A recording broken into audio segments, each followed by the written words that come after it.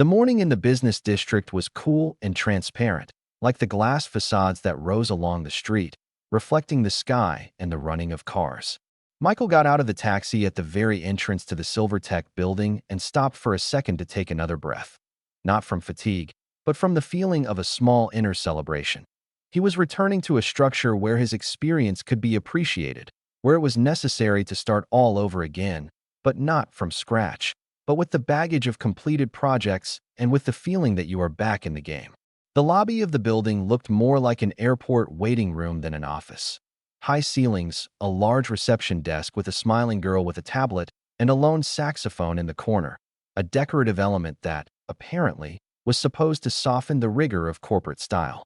Abstract paintings and slogans hung on the walls. Ideas drive the world. Trust comes first. Results are our profession. All this was combined with a clean, almost flawless neatness. New armchairs, carpets, freshly mown office plants. Michael took off his coat, took out a pass from an inside pocket, a card with the company's badge and his name, and handed it to the receptionist. The girl nodded and said the name, as if performing a small ceremony. "Welcome back, Michael." His smile was restrained. Inside, something like a child's delight rose. A new department, new people, a chance to restart after being sent to London a year ago to participate in an international project. Even as he approached the building, he reflected on how quickly the office reality was changing. Now open space, flexible schedules, standing desks, hybrid meetings. He loved to get acquainted with these changes, to consider them challenges, tasks that can be overcome. But deep down, Michael wanted something else, a simple human thing. A stable routine, evening walks with his wife, and rare but relaxing weekends. Professional ambitions never extinguished this desire. They walked side by side like two routes of the same life. The elevator took him to the 5th floor. The doors opened and the office life opened up. The muffled hum of conversations, the clicking of keyboards, the muffled laughter in the kitchen, where there were already 3 coffee machines, as if the competition between them was a separate corporate legend. The layout was almost completely open. Long tables divided into islands of teams, small meeting rooms in transparent cubes that served for quick stand-ups, and one large space for presentations with a screen and rows of chairs. The walls were covered with white boards marked with markers, project roadmaps, product diagrams, sketches of ideas. Every board said, "Solutions are born here." Colleagues perceived Michael in different ways. Someone nodded from afar. Someone interrupted the conversation for a brief introduction. He answered by name and tried to remember faces. In such companies, the memory of people and quick contact is more important than business cards. His workplace was next to the window. A long table, a monitor, a keyboard, an ergonomic chair, and a small cactus in a pot. A gift from the HR department. He put down his bag, carefully unpacked his laptop, reached for the cup, which he put on the table before leaving the taxi, and was surprised to find that the coffee had burned the paper on his hand. A small thing, but proving that time was running out. Michael's first morning passed as a series of key moments: a short tour of the department, an introduction to the team leader, a meeting where key goals for the quarter were outlined, and an introduction to those who would directly depend on his decisions. He listened, took notes, and asked questions. His voice and manner of communication gave him away as a professional who knows what he wants, but also knows how to listen. His colleagues were friendly, but politely wary. It was a feeling he already knew. A stranger in a strange pack always arouses interest and mild jealousy. One of the short meetings turned the conversation to the marketing department. Someone mentioned Emily's name, softly, as if it were confirmation. "Yes, she's been with us for a long time, an excellent specialist." Michael paused for a moment. The name was familiar, and a face popped into his head. The face of the woman he'd seen in the family photos on the shelf at home. Emily, his wife, with the same calm look, the same habit of tucking her hair behind her ear when she was thinking. He remembered discussing the new office with her a month ago and her plan to participate in an internal project competition. They exchanged short messages with him before he left for London. The plans coincided. She went into marketing, he went into analytics. And now they're in the same building. Michael took his time with his thoughts. He noted in his mind, "It's good to be around," and allowed this fact to remain in the background. because there were tasks in the foreground: data architecture, module integration, deadlines, and in this sea of tasks he could easily get lost. But a small spark of curiosity ignited in him. It was interesting to observe this new corporate universe through the eyes of a life partner. The office had a life of its own. In the middle of the day, an internal demo was held, where the team tested the prototype, and Michael looked at the presentation with interest, assessing the possibilities and vulnerabilities. He made notes in his notebook: what to improve, what to test, who to connect. Sometimes his thoughts drifted away to how he and Emily would discuss plans in the evening, what small household rituals awaited him after a hard day. The sound of water running on the kitchen faucet, her cooked dinner, their playlists together in the background. These simple images were soothing. By the end of the day, Michael made another circuit of the office, getting to know people, took contact information from HR, and even looked into a small lab where employees demonstrated new product interfaces. Suddenly, someone in the hallway greeted him loudly and by name, and Michael answered with the inner confidence that comes after digesting information and working out a plan. When the light began to fall softly and the urban twilight approached the windows, Michael left the building, but did not immediately get into a taxi. He paused, looking at the reflection of the office lights in the mirrored surface of the facade. Everything was inside: tasks, people, risk, and chance. He thought about how much a first impression means, and how much more complicated personal stories and choices are hidden behind this impression. Even then, he did not know that behind the glare of glass and corporate slogans, events would begin that would intertwine work and personal life much more tightly than he would like to imagine. But that was later. Today was only the first day, and there was enough hope in it to believe that any start is a chance for an honest path to success. Michael was returning home after a long day. The road from the city to their country house passed through quiet streets with sparse lanterns, through a light autumn fog. They always had a feeling of peace at home: quiet, warm, and predictable. For Michael, it was a safe zone, contrasting with the rhythm of the office. He opened the door, and the smell of freshly brewed coffee and slightly sweet bread immediately enveloped him like a soft blanket. Emily was standing in the kitchen, dressed in homely clothes, her hair a little disheveled from a long day. She smiled when she noticed his gaze. "You're early today," she said, and there was a slight mockery in her voice, but more out of the usual friendly flirtation than out of anger. Michael smiled back and tossed his bag onto a chair. Their house was filled with things that reflected their life together: books on the shelves, photos from trips, small souvenirs from different countries. There were papers with her notes on projects on the table, neatly arranged, as if everything in this house had its place and meaning. They sat down to dinner, which was simple but carefully prepared: pasta with vegetables, salad, and fresh fruit. The conversations were light: jokes, weekend plans, discussing the book they started reading together last week. Michael noticed how easily and naturally they communicated, how familiar their voices sounded next to each other. Emily talked about her colleagues, a new task in the office, and how she prepared a presentation for an internal competition. She was glowing with pride, and Michael couldn't help but rejoice. Her successes were real, well-deserved. He admired her perseverance, her ability to defend her point of view and negotiate resources for the project. After dinner, they sat down in the living room, on the sofa, with cups of tea. Michael quietly turned on the music, something light and jazzy. Emily leaned against him, and they talked less about business and more about life. He noticed little things: how she wrinkles her nose when she laughs, how her fingers play with the spoon when she thinks about how often she looks away if she tries to hide her inner feelings. In the evening, Michael felt that their home was the fortress of their relationship. There is no competition, no pressure from bosses, no prying eyes. There is only them here, two people who have built a life together and share it every day. This sense of security was the most valuable thing to him, and he sincerely believed that their marriage would withstand any ordeal. He did not suspect that it was here, in this comfort, in these familiar rituals, that tension would begin to arise, which would upset the balance of their world. Small decisions at work, attention to him, and respect for him. All this seemed innocent, until step by step something appeared that could destroy their habitual harmony.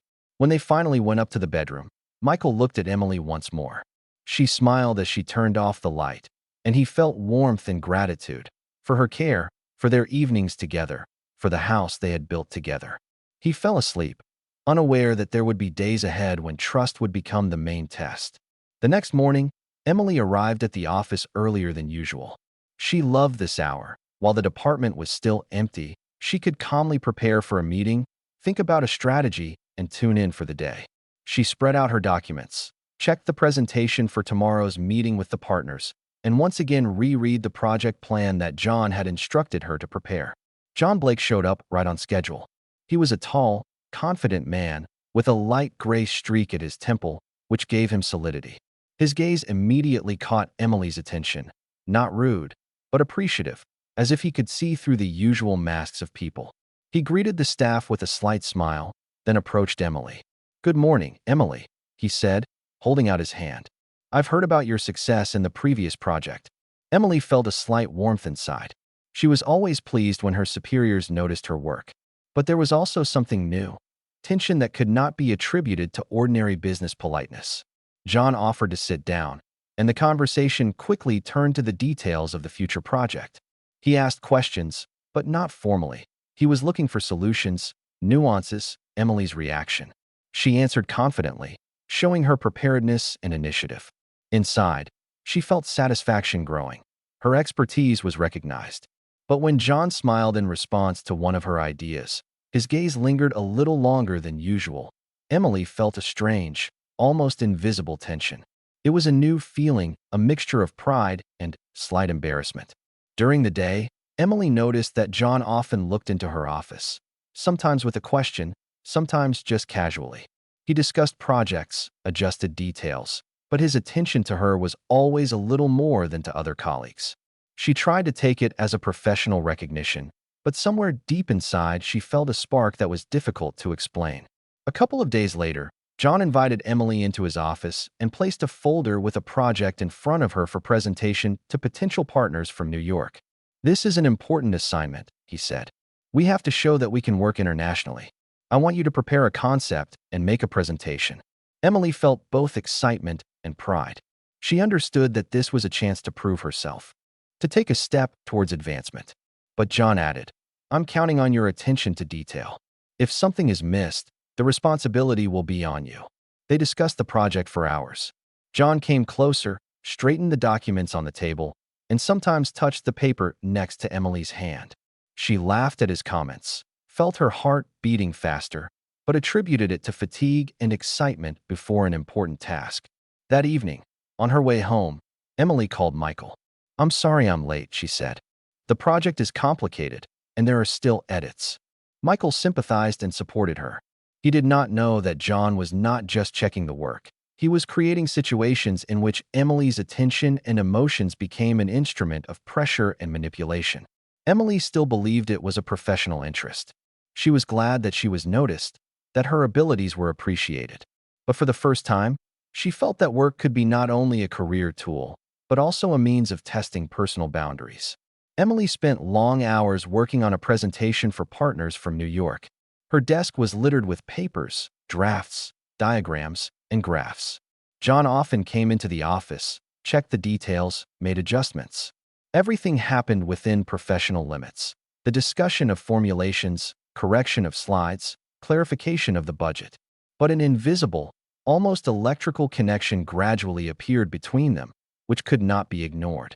One day, after another adjustment, John stayed longer than usual. He sat down next to Emily, pointing at the laptop screen, and their hands accidentally touched. Emily felt a slight chill, which was quickly replaced by a strange excitement. She tried to distract herself by continuing to show the changes on the slide, but the feeling of tension did not disappear. "Great, you've outlined the concept almost perfectly," John said softly, so that only she could hear. His gaze lingered on her longer than it should have. Emily felt that his attention wasn't just on his work anymore.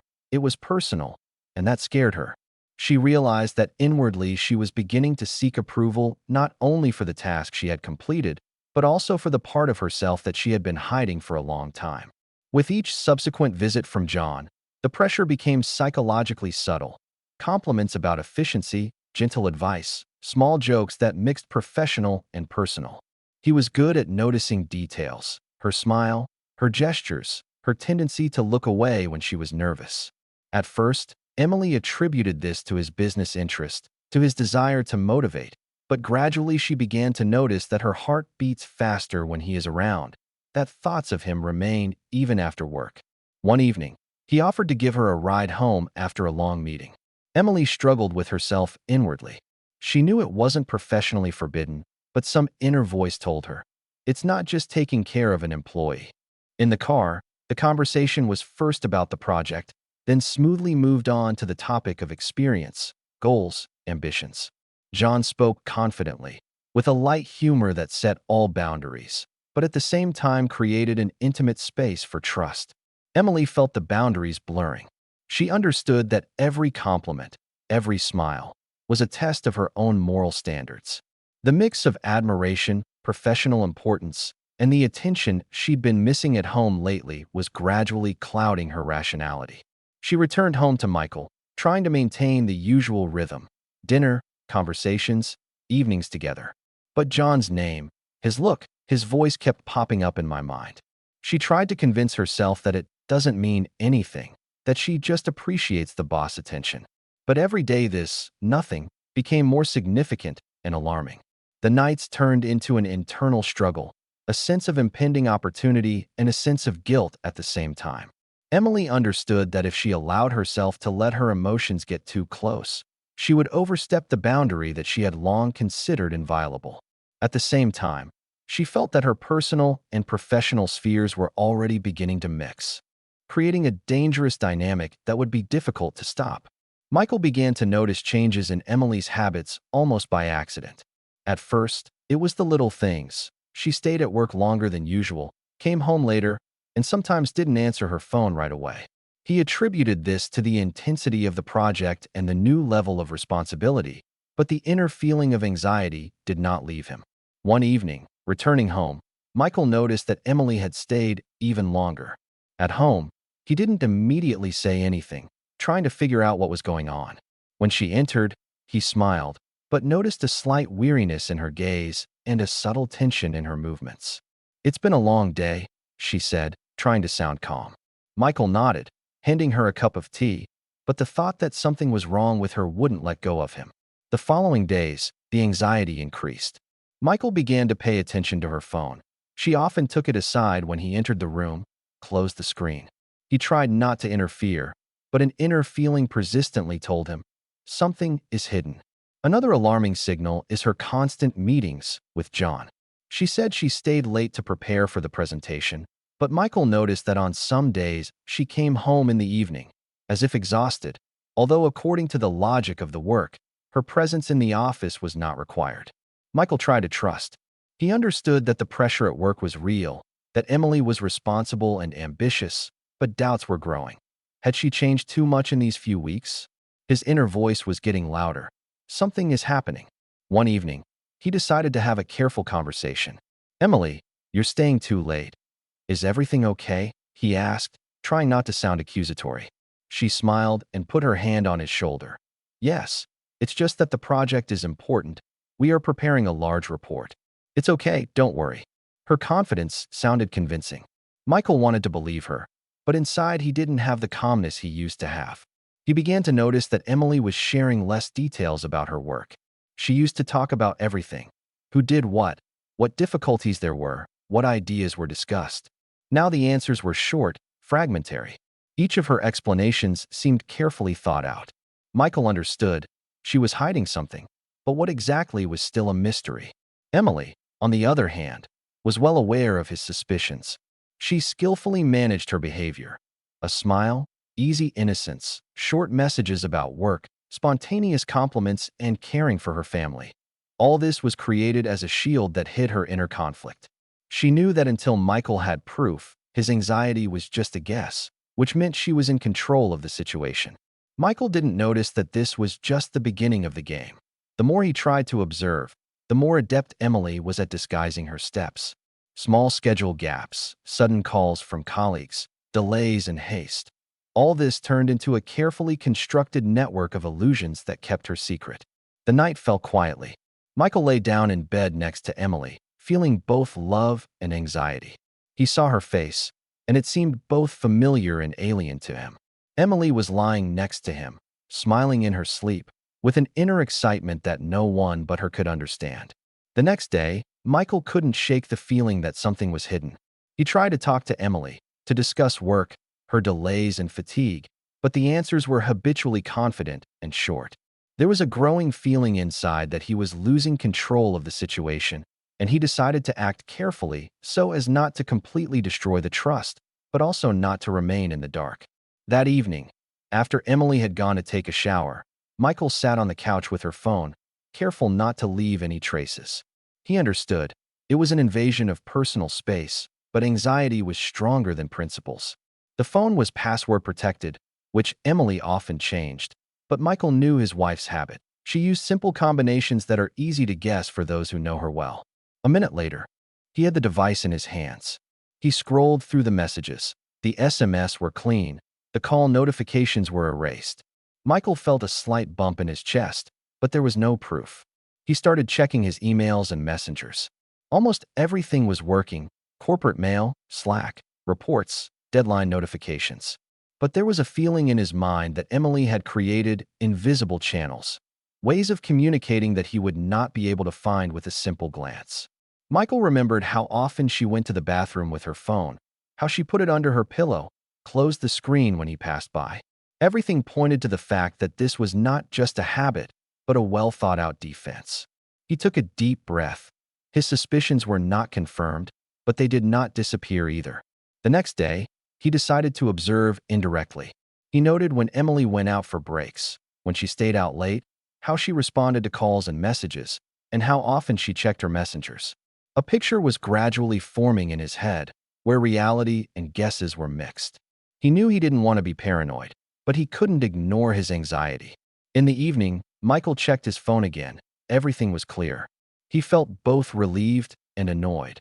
Her caution left him without proof, and the anxiety inside only grew. He realized that the situation requires attention, but has not yet decided to act more radically. Emily, returning from the shower, smiled and said, "Are you here already? I thought I'd be late."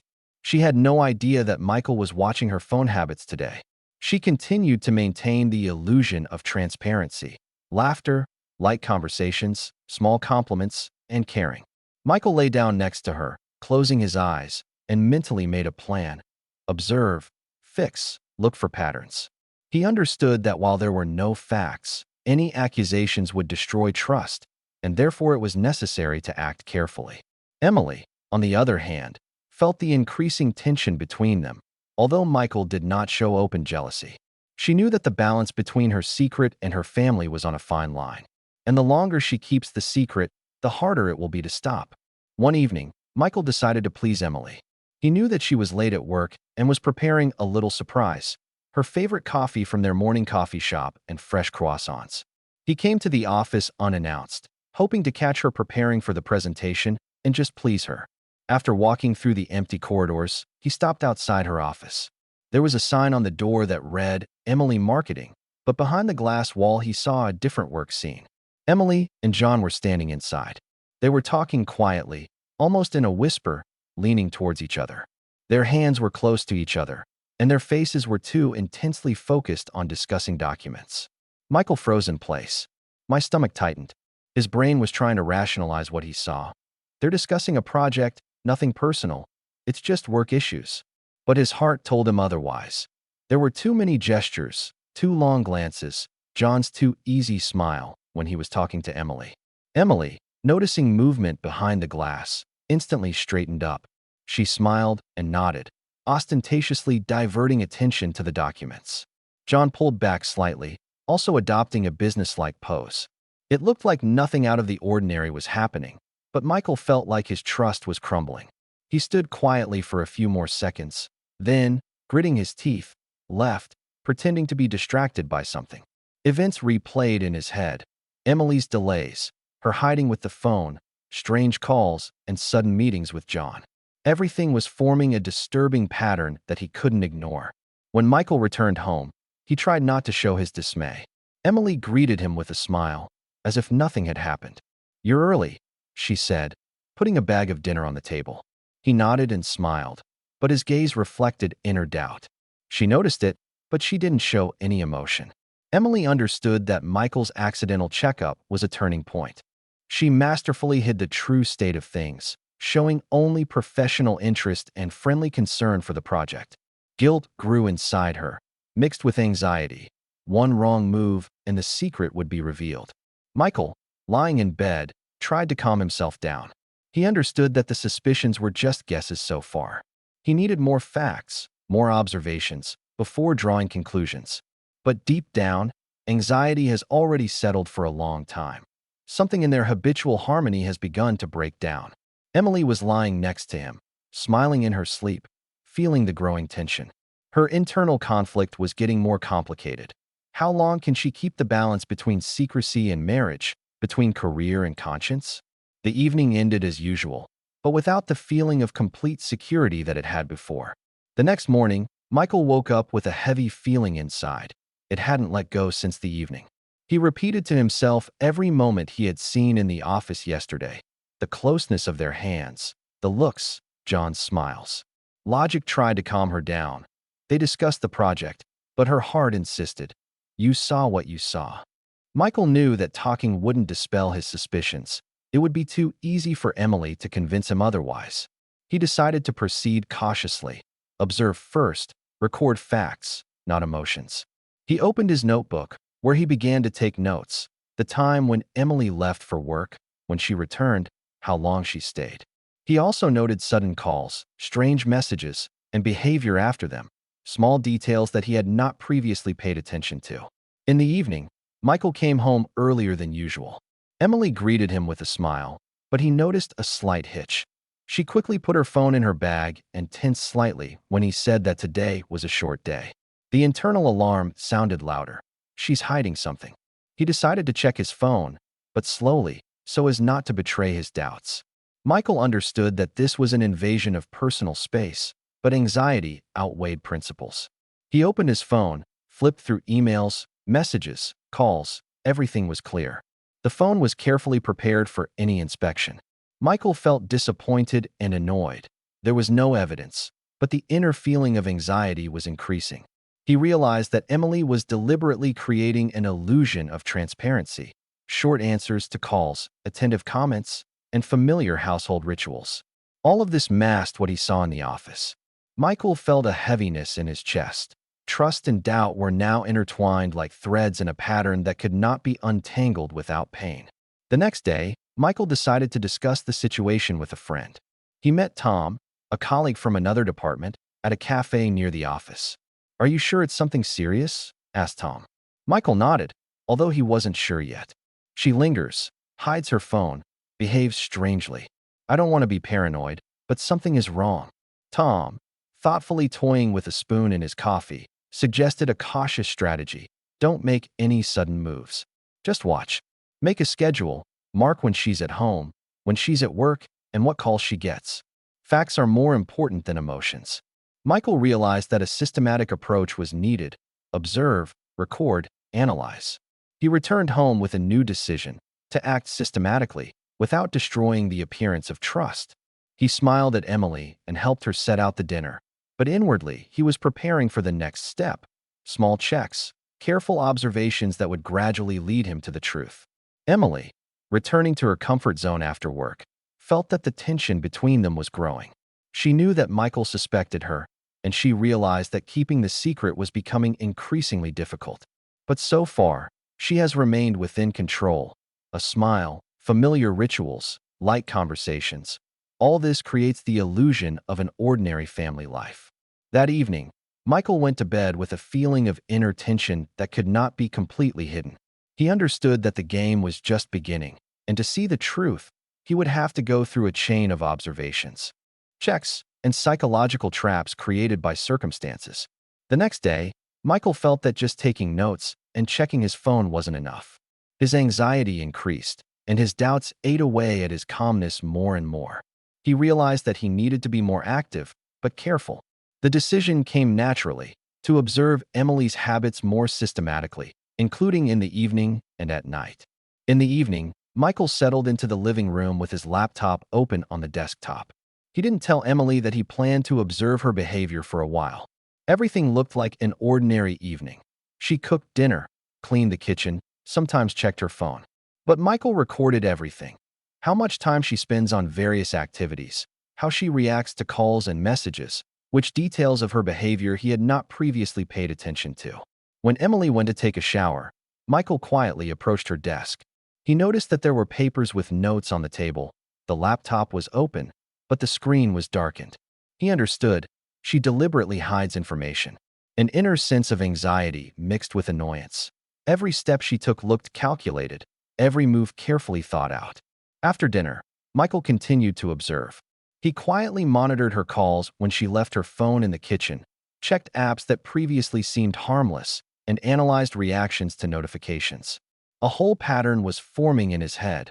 When she said she was late at work, what she did after work, how she reacted to sudden meetings. Emily, in turn, felt the tension between them escalate. She noticed that Michael was increasingly looking at her intently, asking clarifying questions about work, checking the time of her return home. Her inner stress grew, but she skillfully maintained the appearance of an ordinary life. A smile, habitual conversations, easy care of the house and joint affairs. One night, Michael noticed that Emily's phone suddenly rang. She quickly picked up the phone and went out onto the balcony, closing the door. Michael could hear her talking, but he couldn't make out the words. Her voice was steady, but he could feel a tension in her tone that he hadn't noticed before. He realized that the contact with John remained hidden and continued, despite Emily's best attempts to appear like an ordinary employee. That night, Michael went to bed with the feeling that the truth was hidden somewhere very close, but it would be difficult to find it. He understood that every night of observation brings him closer to understanding, but also builds up internal tension, destroys the usual sense of security and trust. Emily, lying in the bedroom next to her, felt the invisible line of control that Michael had begun to draw.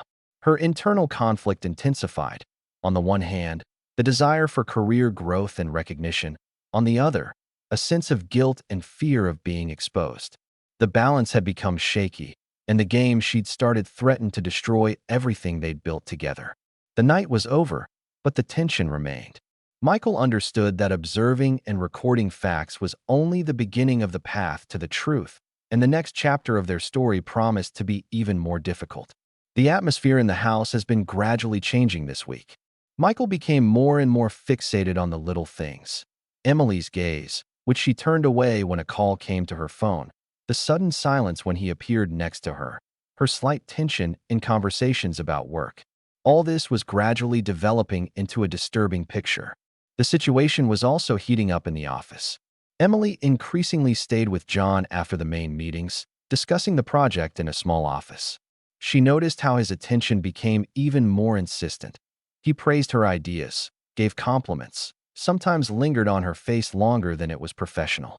Emily felt a growing sense of guilt and affection for the attention she was receiving. Michael, at home, began to notice specific signals. Sometimes Emily would whisper on the phone, and then, noticing his gaze, she would instantly close the screen. He understood. This is not just a business correspondence. He began to analyze her schedule, noting the moments when she suddenly stayed late, went to meetings, and returned late. Each coincidence increased the anxiety. One evening, Michael noticed that Emily had received a message and immediately went to the balcony.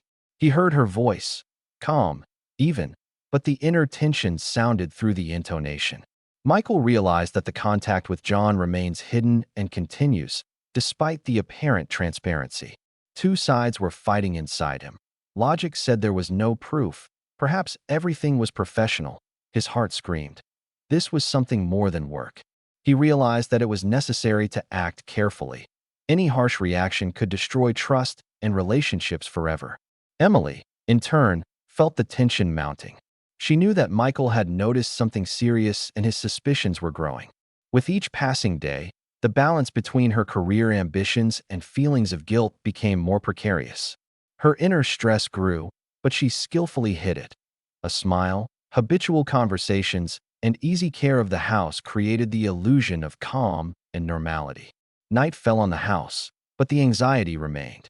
Michael understood that the game was at its limit, and any wrong step could ruin his usual life.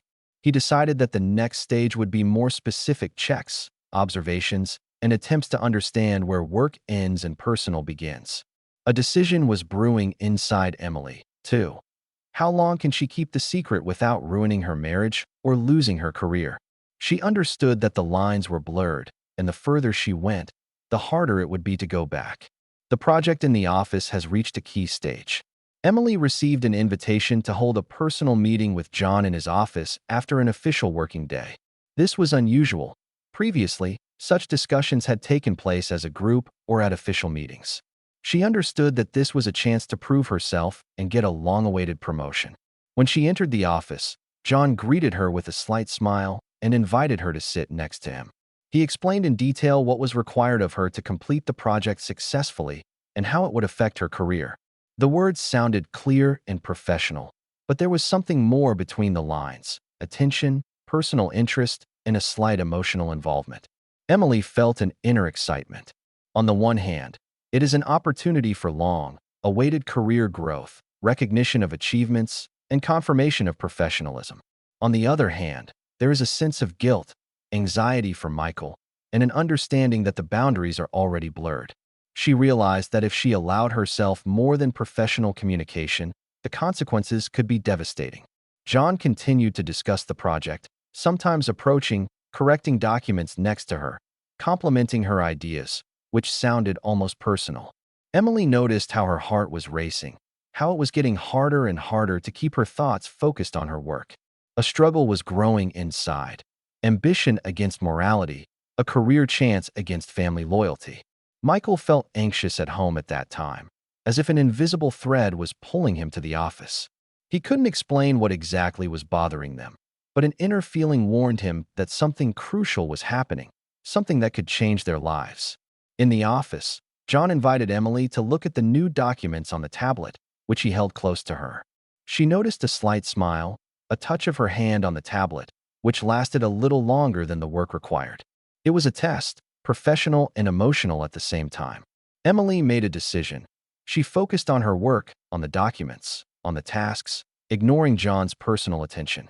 She understood that a step to the side could cost Michael's trust, destroy the marriage and the whole usual life. It was a moment of choice that required not only professionalism, but also moral fortitude. After the meeting, she returned home feeling both relieved and tired. Her heart was beating faster, but an inner voice was saying, "You resisted." Michael noticed her tension, but did not guess the real struggle that was going on inside her. Emily smiled and talked casually, creating the appearance of an ordinary evening. Although inside, she felt that she had taken the first important step towards self-control and family preservation. After the key meeting with John, Emily felt both relieved and anxious. She resisted the temptation by focusing on her work, but she realized that the tension between them had not disappeared. It had only taken on a hidden form. John became even more attentive, sometimes lingering his gaze on her, making compliments that sounded almost personal, although they remained within the limits of professional. Emily returned home every day, looking for a balance between family life and professional involvement. She noticed that Michael had become wary. Questions about work, casual remarks about delays, attention to small things that had previously gone unnoticed. His anxiety was almost physical, but he was still trying to trust. The pressure in the office increased. The project required high concentration. John became more demanding, making additional appointments and checking every step. Emily felt her inner fatigue growing, not only physically, but also mentally. His every glance, every unexpected compliment, became a test of her patience and ability to keep boundaries. One evening, John asked to stay after work to discuss the final touches of the presentation. He came closer, straightening the papers next to her, and Emily felt her heart speed up slightly. There was a struggle going on inside her. Part of her wanted to give in to the pressure and take advantage of John's attention. The other part stood firm on her principles. Emily took a deep breath, focused on the paperwork, and calmly voiced her suggestions. She looked away as John tried to establish a more personal eye contact. It was difficult, but she understood that if she gave in even a millimeter, Michael's trust could be destroyed forever. Inside, she felt that her moral resistance was not only a struggle for marriage, but also a test of her own resilience and strength of character. Every day, John's every look and every situation required inner effort, self-control, and a clear understanding of boundaries. At home, Michael felt that the tension was growing. He noticed that Emily had become even more tired, that her usual rituals were slightly disrupted, that she was sometimes thoughtful, as if she was going through something important. His anxiety increased, and he realized that in this situation he needed to be careful, but careful. Lying in bed that evening, Emily felt both tired and strong. She understood that the ordeal was continuing, and that every day of self-control brought her closer to preserving her family, maintaining trust with Michael, and realizing that career success should not be achieved at the cost of destroying her personal life. A few days later, after intense work meetings, John called Emily into his office. His tone was serious, and his gaze was a little softer than usual, almost confidential. He put a document on the table with a proposal. It was an official promotion, a new position, more responsibility, a large bonus. "Emily, you've proved yourself to be one of the best employees," John said. "I want you to lead the project internationally. This is an important step for you and for the company." Emily felt a surge of joy. This was indeed the chance she had dreamed of. Her heart began to beat faster, but then a feeling of alarm came. This offer came directly from John, and she knew that his attention to her had become personal, not just professional. She sat down, trying to collect her thoughts. "There are a lot of emotions in my head.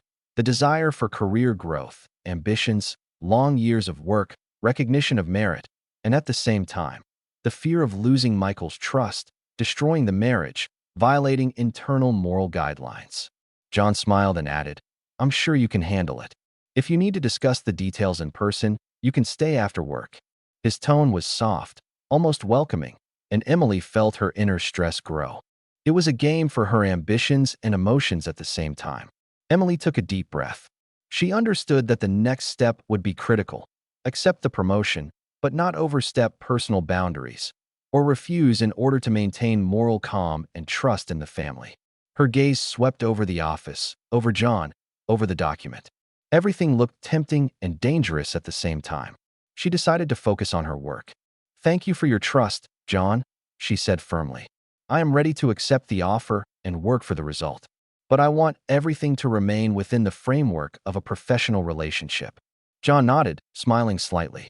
"Of course, professionalism comes first," he said, although there was something personal in his gaze.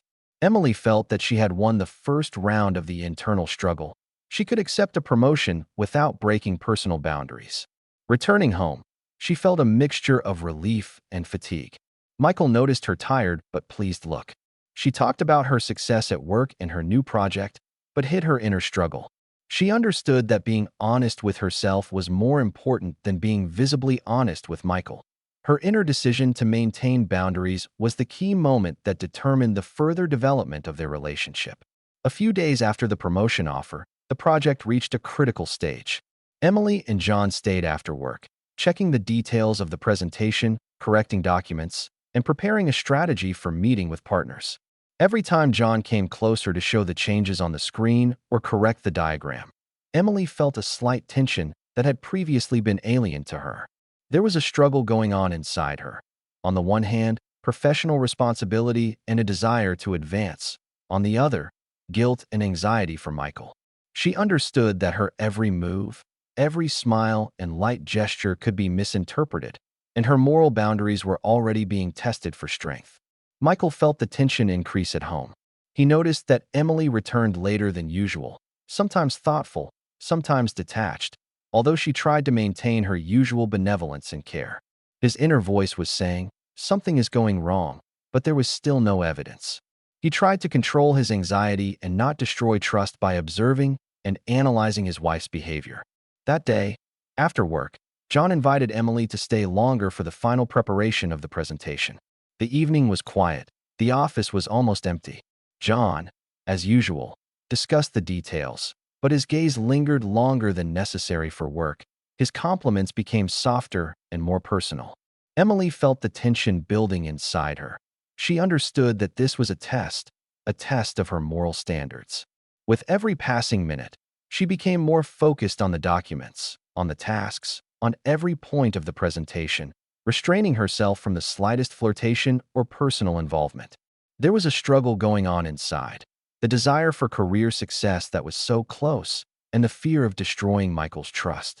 Emily realized that her moral stability was now a key element determining not only her career, but also the preservation of her marriage. She was recording her thoughts. I can succeed professionally without sacrificing my personal life. I can stand it. When the job was done, John smiled slightly. You did great. Emily nodded, feeling both relieved and tired. Inside, she understood. The ordeal continued, but her moral fortitude allowed her to pass the first serious milestone. Returning home, Emily felt relieved. Michael noticed her fatigue and offered her tea and a light dinner. She smiled, trying not to show her inner struggle. She understood that moral clarity, self-control, and the ability to separate her career from her personal life were what would allow her to preserve Michael's family and trust, and therefore pass this dangerous ordeal without devastating consequences. One evening, when the office was almost empty, John detained Emily to discuss the latest edits of the presentation. He came closer than usual, adjusting the graphics on her screen. Emily felt a slight internal tension. It was familiar from previous meetings, but now the feeling has become stronger. John began to speak softly, almost in a whisper, complimenting her work and smiling gently. You really prove yourself on all fronts. I appreciate your initiative. His tone was friendly but provocative at the same time. He took a step closer, lightly touching the paper on her desk, almost touching her arm. A feeling of unease instantly flared up inside Emily. She felt that John was testing her moral boundaries, trying to attract personal attention that went beyond work. My heart was beating faster, and my thoughts were mixed. On the one hand, the fear of giving in, of losing Michael's trust. On the other, the feeling of pressure from my boss, which is difficult to ignore. Emily took a deep breath, focused on the documents, and said in a calm tone, John, let's focus on the presentation. Everything we need to discuss is already on the screen. She gently pushed the papers away, creating a physical distance between them. John looked mildly surprised, but then nodded, accepting her boundaries. Of course you're right, he said, returning to business matters. Emily felt relieved, but the tension didn't completely disappear. She understood that this was a test, and that such moments could happen again if she didn't stay attentive. On the way home, Emily reflected on the events of the evening. She realized that the key to preserving her family and personal morals is firmness, attention to her own boundaries, and the ability to clearly separate work from personal life. Every compromise at this stage could have devastating consequences. Michael noticed her slight tiredness and tension at home. She smiled and shared her work details without showing her inner struggle. He felt relieved that she was ordinary, but there was still a feeling of anxiety inside. He felt that something was changing. Emily, on the other hand, understood that her moral fortitude and ability to defend boundaries were not only a defense of marriage, but also a test of her inner strength. Each such evening strengthened her self-control skills and the understanding that career success should not be achieved at the cost of destroying trust. The project was nearing completion, and John scheduled a last meeting with Emily after work to discuss the presentation in front of the management. He asked her to stay in the office longer than usual, and Emily felt a slight tension. She knew that this could be the last test of her moral boundaries. When they were alone, John started talking quietly and personally again. He praised her abilities, noted her attention to detail and initiative. You're a real godsend for the team, he said, smiling. His tone was almost intimate, as if he was testing Emily's personal influence. Emily felt a mixture of emotions growing inside her. Joy at the recognition of her achievements, anxiety about marital relations, moral struggle, all this mixed into one intense feeling. She understood that John was testing her resolve and boundaries. He came closer, bent down slightly to show the document on the screen, and at that moment Emily felt how easy it would be to cross the border. An inner voice prompted, "You can use this. This will increase the chances of success." But another, strong voice inside was saying, "No. This is treason. It will destroy everything." Emily took a deep breath, looked away, and calmly said, "Thank you, John. I appreciate the trust and recognition, but I want us to remain within the framework of a professional relationship. She returned the documents to their place, pulled back slightly, and created a physical distance. John hesitated for a moment, but then nodded. Of course, professionalism comes first, he said, returning to discussing the details of the presentation without personal hints. Emily felt relieved. Her moral fortitude had passed the final test. Returning home, she thought about how important it was to keep the borders. Her internal conflict showed that career opportunities can be tempting, but Michael's trust and love are more valuable than any award or position. Michael, noticing her slight tiredness, offered tea and quietly sat down next to her. Emily smiled and shared her work events without revealing her inner feelings. He felt relieved that the situation was under control, although there was still a slight inner anxiety. The day after the final meeting, Emily received an official letter of promotion. It was a long, awaited moment. A new position, more responsibility, a prestigious project, and a significant salary increase. She felt joy and relief at the same time. This success was the result of her professionalism, talent, and endurance in difficult situations. Returning home, Emily felt a little nervous. She knew she had to be as careful as possible with Michael right now. She wanted to share her joy, but at the same time maintain the appearance of an ordinary evening, without betraying the inner struggle and trials she had gone through. Michael greeted her with a smile, noticing a slight twinkle in his wife's eyes. "How was your day?" he asked. Emily answered calmly, describing the usual work moments, without going into details of meetings with John.